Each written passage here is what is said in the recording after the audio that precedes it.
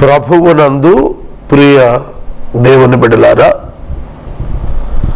The God of the Bible అనే అంశములో ద్వితీయోపదేశ కాండము నుండి దేవుని గురించి ధ్యానిస్తున్నాము. నేటి వాక్య ఉపదేశానికి సహకారాన్ని ఇచ్చినటువంటి కుటుంబము, 2 కుటుంబాలు.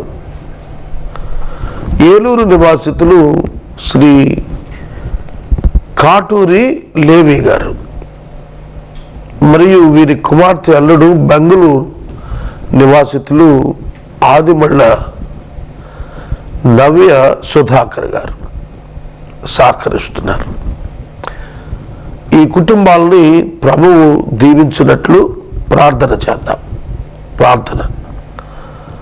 మమ్ములను మిక్కిలిగా ప్రేమిస్తున్న మా ప్రియ పరలోకపు తండ్రి, మీకు వందనాలు, స్తోత్రాలు. నేటి వాక్య ధ్యానము మాకు దీవెనకరంగా అనుగ్రహించుము అని ప్రార్థిస్తున్నాము. ప్రభు, నవ్య సుధాకర్ గారులను, కాటూరి లేవి మాస్టర్ కుటుంబాన్ని మీరు దీవించండి. ప్రభు, చిన్న మొత్తముతో అత్యధిక కుటుంబాలకు సువార్త వెళ్ళే ఈ పరిచర్య అనేకులు దీనిలో భాగస్థులగుటకు కృప చూపండి. నీపై ఆధారపడి ఈ కార్యక్రమాన్ని నడిపిస్తూ ఉన్నాం ప్రభు. నీ కృపకై వేడుకుంటున్నాము. మీ వాక్యము ప్రజలకు అందించి మీరు వారిని మీ యొద్దకు ఆకర్షించమని యేసు నామమున వేడుచున్నాము తండ్రి. ఆమెన్. ప్రియమైన దేవుని బిడ్డలారా, ద్వితీయోపదేశ కాండము 10వ అధ్యాయంలో 12వ వచనం నుండి అధ్యాయము చివరి వరకు ఉన్నటువంటి వాక్య ధ్యానాన్న ఇశ్రాయేలు నూతన తరం అనగా 2వ తరం, ఐగుప్తు నుంచి వచ్చిన వారిలో జనసంఖ్యలో 2వ జనసంఖ్యకు చెందినటువంటి నూతన తరం, యవన తరం మోషే చేత బోధింపబడుతున్నప్పుడు మోషే వారికి దేవుని గురించి తెలియచేస్తున్నాడు. దేవుడు ఎటువంటి వాడు, వారి పట్ల ఏం కావాలని కోరుతున్నాడు అనేది మనం ఇక్కడ తెలుసుకోవాలి. కాబట్టి ఇశ్రాయేలు, నీ దేవుడైన యెహోవాకు భయపడు, ఆయన నీ మార్గములన్నింటిలో నడుస్తూ, నీ మార్గములన్నింటిలో నీకు ముందుగా నడుస్తూ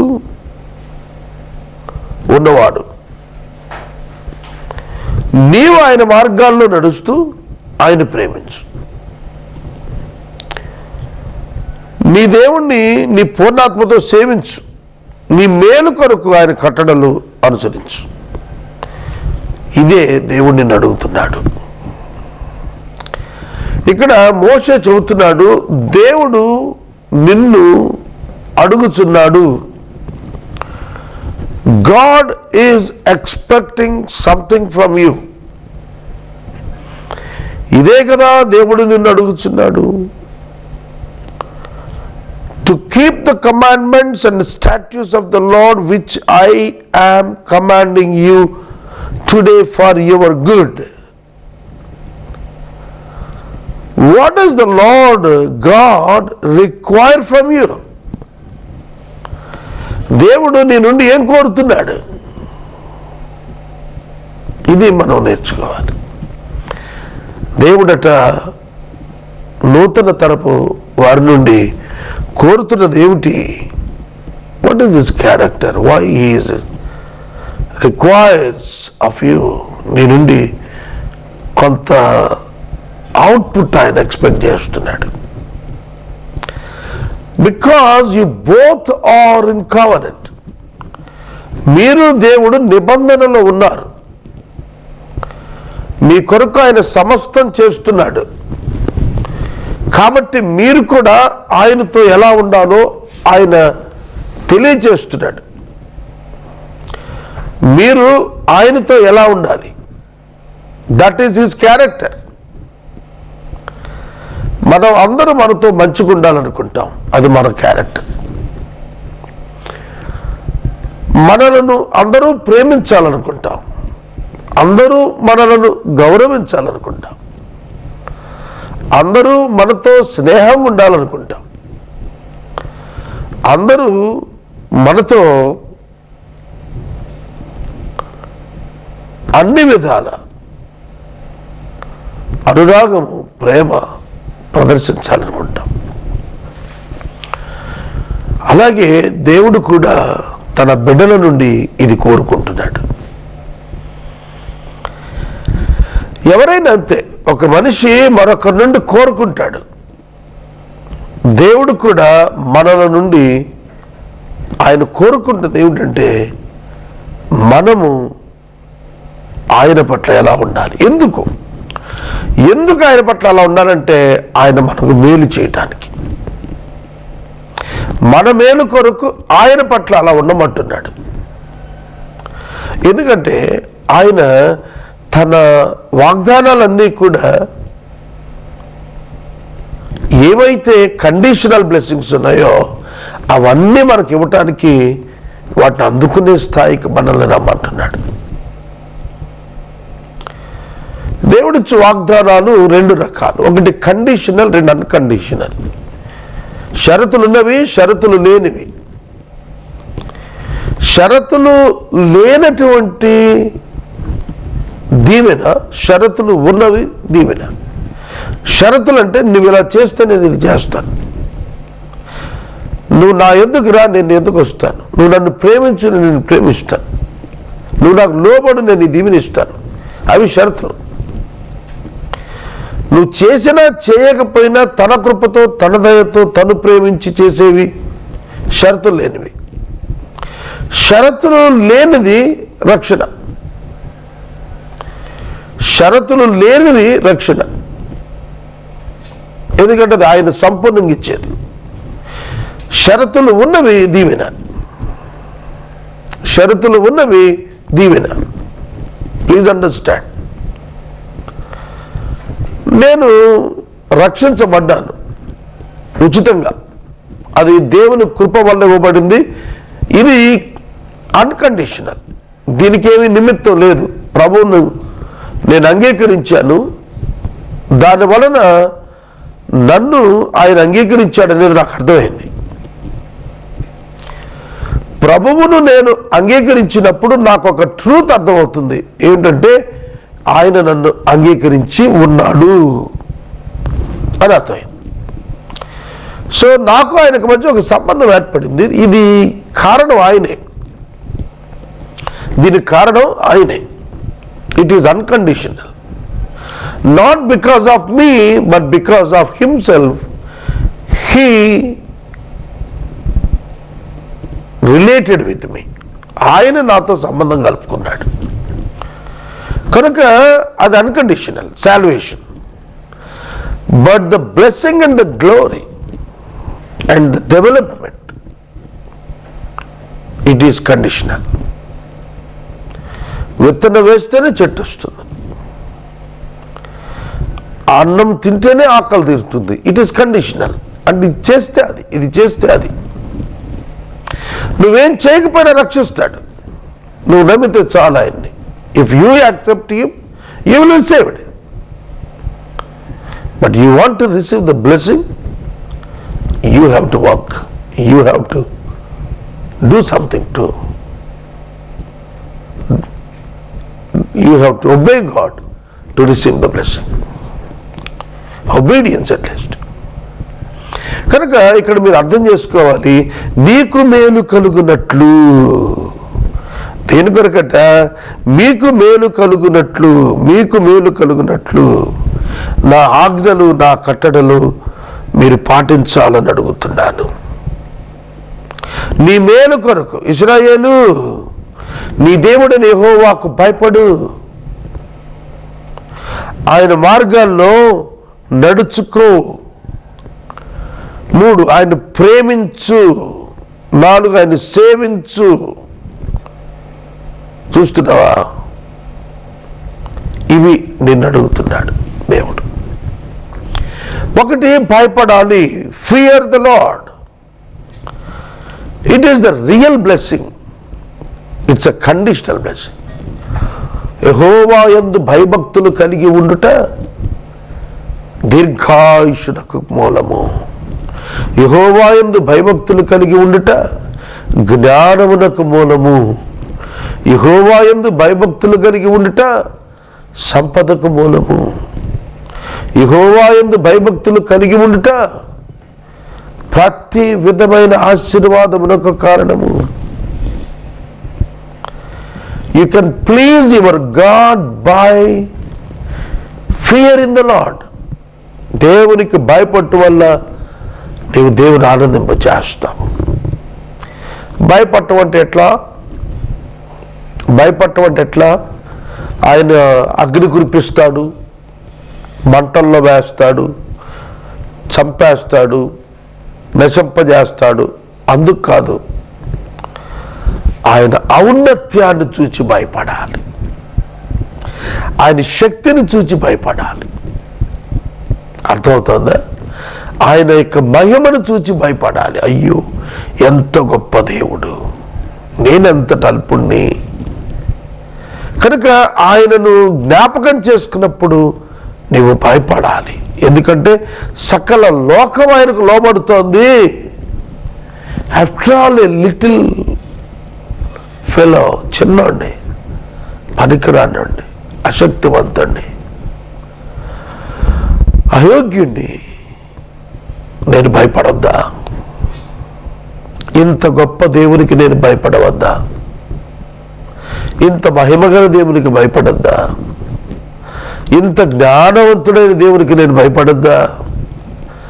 ఇటువంటి శక్తి ఆధిక్యత కలిగిన వారికి నేను భయపడొద్దా? అర్థమవుతోందా? ప్రియమైన దేవుని బిడ్డలారా, భయపడాలి, దేవునికి భయపడాలి, దేవునికి భయపడాలి. వాక్యం చెబుతోంది. రెండవది, ఆయన మార్గములన్నింటిలో నడవటం ప్రారంభించాలి. That's what God wanted from you or require of you. దేవుని మార్గములలో నడవాలి. ఆయన 90వ సంకీర్తనలో రాశాడు, యెహోవా మోషేకు తన మార్గములను కనపరిచెను అని రాశాడు. మోషేకట దేవుడు తన మార్గాలు కనపరిచాడట. ఎందుకంటే Moses started walking with him and the ways of the God. దేవుని మార్గములలో నడిచాడు. నేను నడవవలసిన త్రోవ ఆయన నాకు చూపును అంటాడు. నీవు నడవవలసిన మార్గము ఆయన నిన్ను నడిపిస్తాడు. ఇది వాగ్దానము, దేవుని వాగ్దానము. తన బిడ్డలు ఆయన తడిమి వెదుకులాడి కనుగొని ఆయన వెంబడిస్తారేమో అని ఆయన ఎదురు చూస్తున్నటువంటి దేవుడు. ఆయన మార్గంలో నువ్వు నడవాలి. యోహాను 14లో చెప్పాడు, ఆయనే మార్గం. You have to follow Jesus. You have to follow Jesus అంటే ఏంటి అర్థం? పైనుండి కిందకి అంగి గడ్డం పెంచడం, మౌనంగా చక్కగా మాట్లాడటం, అది కాదు. It's not the practice. అది కాదు అభ్యాసం. ఆయన జ్ఞానముతో విధేయుడై ఉన్నాడు. ఆయన ప్రార్థనాపరుడుగా ఉన్నాడు. ఆయన ప్రజల రక్షణ కొరకు ఆకలికొని ఉన్నాడు. You must follow him. He is the way. ఆయన క్షమించాడు. ఆయన క్షమించాడు, శత్రువులు క్షమించాడు, ప్రార్థించాడు. ఆయన మార్గాలు నడవటువంటి అది. ఆయన మార్గంలో నీతి ఉంది. ఆయన మార్గం న్యాయవంతమైంది. ఆయన మార్గం పరిశుద్ధమైంది కనుక ఆయన మార్గాల్లో నడవటం అంటే పరిశుద్ధత, నీతి, న్యాయం, ప్రేమ, యథార్థత, ఈ గుణలక్షణాలను నడవటమే ఆయన మార్గం. మూడో మాట అంటాడు, ఆయన ప్రేమించాలి. Love your God, it's the requirement from your side. దేవుని ప్రేమించాలి. మనం ప్రేమింపబడి ఉన్నాం ఆయన చేత, ప్రేమింపబద్ధులం కూడాను. మనం ప్రేమించకపోయినా ఆయన ప్రేమించాడు. మన పాపాలకు ప్రాయశ్చిత్తంగా ఉండటానికి తన కుమారుడైన యేసుక్రీస్తును నరావతారం ఈ లోకానికి పంపాడు. ఇందులో ప్రేమ ఉందన్నాడు.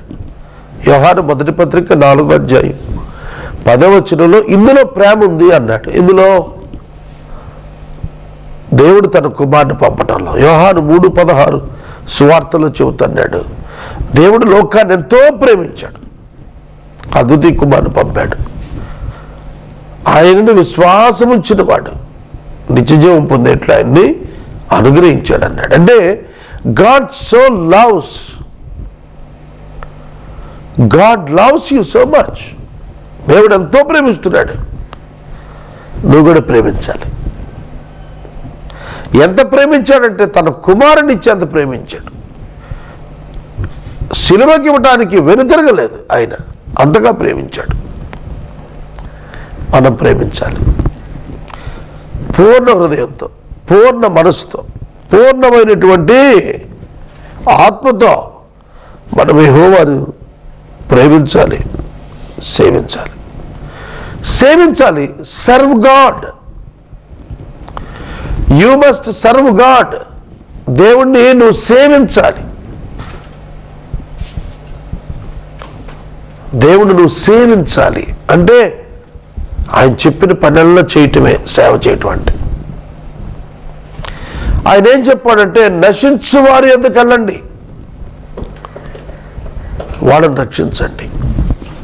నీ సహోదరులకు సేవ చేయి. నిన్ను వల్ల నీ పొరుగు వారిని ప్రేమించు, అప్పుడు సేవకుడుగా మారిపోతావు. నీ తోటి మానవునికి నీవు ఒక సేవకునిగా సహాయపడు. అది దేవుడు తనను సేవించినట్టుగా చేస్తాడు. ప్రభువా ప్రభువా మేమెప్పుడు చెరసాలకు వచ్చితిమి, ప్రభువా ప్రభువా మేమెప్పుడు దాహమిచ్చితిమి, మేమెప్పుడు ఆకలితో ఉండగా చూచి ఆహారం పెట్టితిమి. అల్పులైన ఈ నా సహోదరులకు చేసి తిరిగి కనుక నాకు చేసి ఉన్నారు.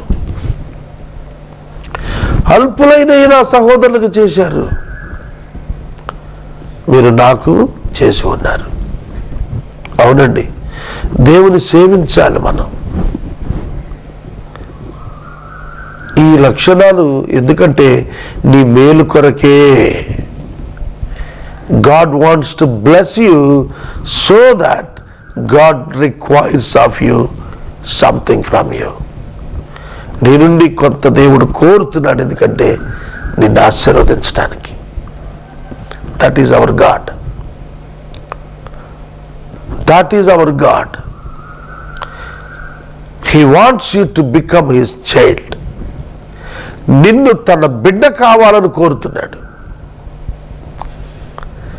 మనం కూడా బిడ్డలు కావాలని కోరుకుంటాం. భార్యాభర్తలు వివాహం అయినప్పుడు మనకు బిడ్డలు కావాలి అని ఇష్టపడతారు.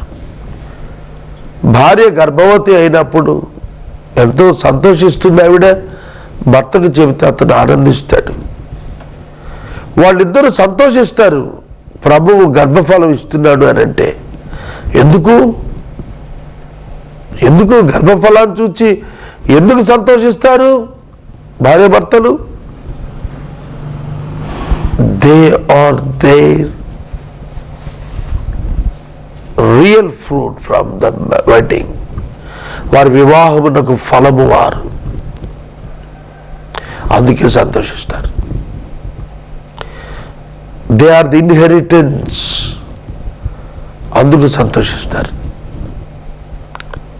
అర్థమవుతుందా? దే ఆర్ దేర్ ఓన్, వారి సొంత సొత్తు, అందుకు సంతోషిస్తారు. అందుకని వాళ్ళ కోసం తమను త్యాగం చేసుకుంటారు. దేవుడు కూడా అంతే. దేవుడు కూడా కోరుతుంది ఏంటి తెలుసా? ఆయన మన యందు సంతోషించి ఆనందించి మనలను ఆయన సొంత సంతానముగా బిడ్డలుగా స్వీకరించాలని ఆయన కోరుకుంటున్నాడండి. ఇటువంటి ప్రేమ కలిగిన దేవుణ్ణి మీ జీవితాల్లోకి మీరు ఆహ్వానించాలి. ఇశ్రాయేలు జనాంగంతో దేవుడు తెలియచేస్తున్నాడు మోషే ద్వారా, you must be loyal to me, నాకు మీరు నమ్మకముగా ఉండాలి, యథార్థంగా ఉండాలి, నా పట్ల భయభక్తులు కలిగి ప్రేమించి సేవించి వెంబడించి నడుచుకుంటూ ఇవన్నీ చేసినప్పుడు నీకు మేలు చేస్తాడు దేవుడు అనేది మోషే చెబుతున్నాడు. ఎందుకనగా చూడము, ఆకాశము మహాకాశము భూమియు అందు ఉన్నదంతయు నీ దేవుడైన యెహోవావే. ఎందుకు నువ్వు అర్థం చేసుకోవాలి దేవుడు అంటే, ఆయన నీ మేలు చేసే దేవుడని. ఆయన ఎంత ఔన్నత్యం గలవాడంటే, ఆకాశము మహాకాశము ఆయనవే, భూమియు దానిలో ఉన్నదంతయు ఆయనదే.